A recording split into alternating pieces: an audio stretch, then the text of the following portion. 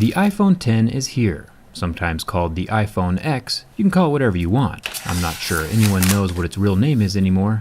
Poor guy. Inside the box, Apple was nice enough to include some headphones and an external headphone jack to replace the one they removed from the phone earlier. These cost $10 a piece if you lose it. It's time to durability test this newest addition to the Apple family and see what we can expect from the top-of-the-line Apple flagship.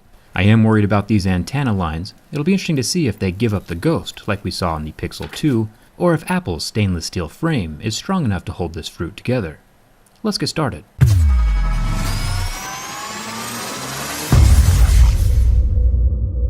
Starting with the scratch test, this brand new Super Retina, top-of-the-line, one-of-a-kind HD LED display is the same one that some Android phones have been using for the past 7 years. Right now we're interested in the glass above the display. I'm scoring the surface with a set of Mohs hardness picks to see how scratch resistant the glass is. Plastic scratches at a level 3, and pure sapphire would scratch at a level 8 or 9. Most flagships these days, like the LG V30 or Pixel 2, scratch at a level 6, and that's exactly what we're seeing here with this iPhone X. I mean 10.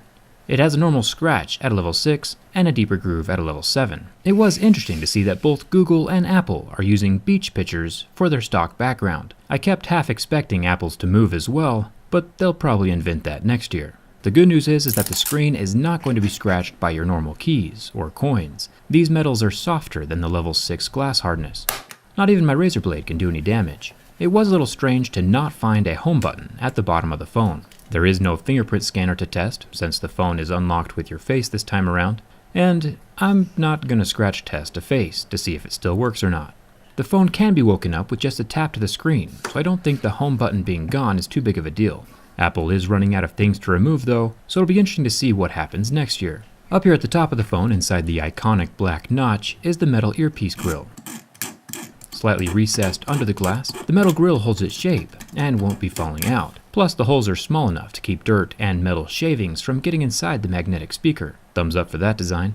The 7-megapixel front-facing camera is under the same glass as the screen, so no scratches happening here. The back of the phone is also covered in glass, and this is where things start to get bad for us as consumers. The scratch resistance is normal, with no damage being done by my razor blade. The iPhone logo is underneath the glass, so it won't be rubbing off or get damaged. That's a good thing. It looks like this was the same tempered glass that was used on the front of the phone, scratching at a level 6 on Mohs scale. So keys and coins won't do damage, but pocket sand and anything else over a level 6, like granite countertops or tile, will scratch the glass. So if you are the type of person who wants to keep your phone pristine, scratch, and fingerprint free, one solution is a skin.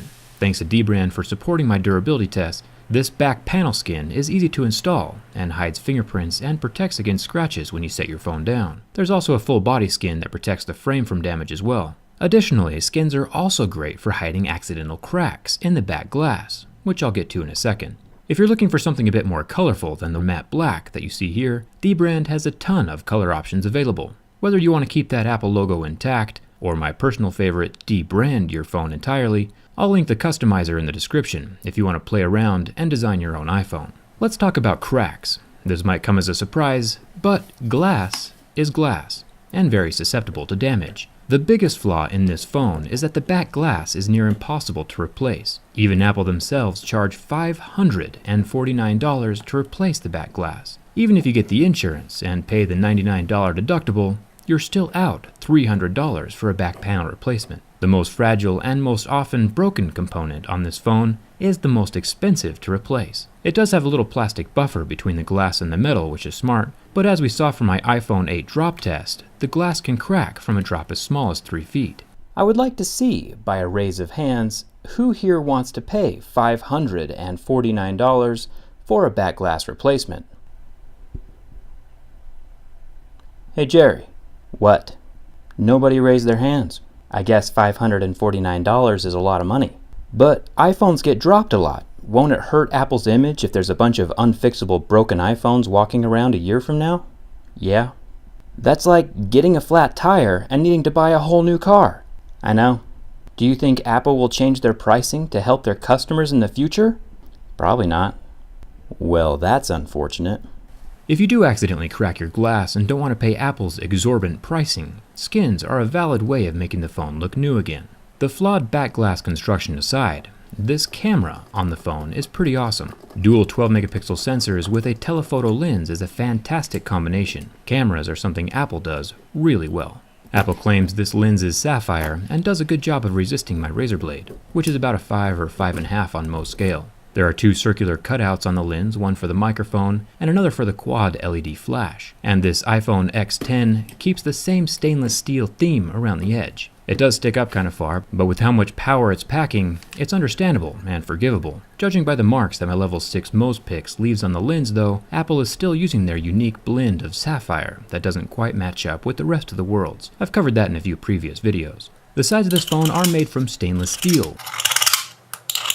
Quite possibly one of my favorite build materials on a cell phone. Super solid, heavy, and just looks good. The side buttons are made from the same stainless steel material. Thumbs up for consistency. Not quite the same ear-bleeding sound we get from aluminum. This is because aluminum is a bit softer than steel and scratches easier. Down at the bottom of the phone, where the headphone jack used to be, may he rest in peace, I found something pretty cool. Apple's attention to looks and detail is probably one of the best. Inside the speaker and microphone holes, we get the matching stainless steel grille that flows pretty well with the exterior design of the phone. The little things like this is what sets Apple apart from the competition. Well, that, along with the extraordinary superior dongle selection in the Apple Store. This black plastic buffer around the edge of the front glass, in between the glass and the metal frame of the phone, is a good thing to help absorb some of the impact and stress from drops. It's similar to the buffer we saw on the back panel. Finally, we have the burn test. This is the first time Apple has used an OLED display inside of their smartphones. Their previous IPS LCD displays are really good, don't get me wrong, but it's hard to beat the colors on an LED panel. One unique thing about this phone is its touch sensitivity at 120 Hz. The refresh rate of the display is still 60 Hz like on previous phones, but this display tracks your finger 120 times per second instead of the usual 60 times per second like on the iPhone 8. The average person will probably never notice this, but it's interesting to know that it's there. The screen lasted 25 seconds under the heat from my lighter before going white and not recovering. You can tell by my fingerprint remaining on the burn mark that the oleophobic coating has burned off, so there is permanent damage. Don't try this trick at home. The heat did mess with the touch sensitivity for a second, but after the phone cooled down, it all came back. And finally, the bin test. It's time to see if those antenna lines are a weak point in the phone's design. Flexing the phone allows us to see how well the phone is constructed, and gives a general idea of any flaws that will present themselves in the coming years that you own your phone. There is a very minor flex of the body as I bend the frame, but there is no screen separation or body damage along those antenna lines, so the water resistance should remain intact. This is an incredibly solid phone. The Achilles heel of the iPhone X and iPhone 8 design is its irreplaceable glass back. It won't bend, scratch, or burn, but one little drop and it'll be cracked forever. $549 is just an incredibly unrealistic and unreasonable charge for something as fragile and prone to breaking as glass. Aftermarket Samsung back glass replacements are $20, so it can be done. Apple just chooses not to. To each their own though, this phone passes my durability test with flying colors and will make a great addition to any Apple ecosystem. Just consider getting a case or a skin for protection. I'll have a link to dbrand in the description right below this video so you can design your own iPhone. What do you think of this new iPhone XS? Let me know in the comments. Come hang out with me on Instagram and Twitter, and thanks a ton for watching. I'll see you around.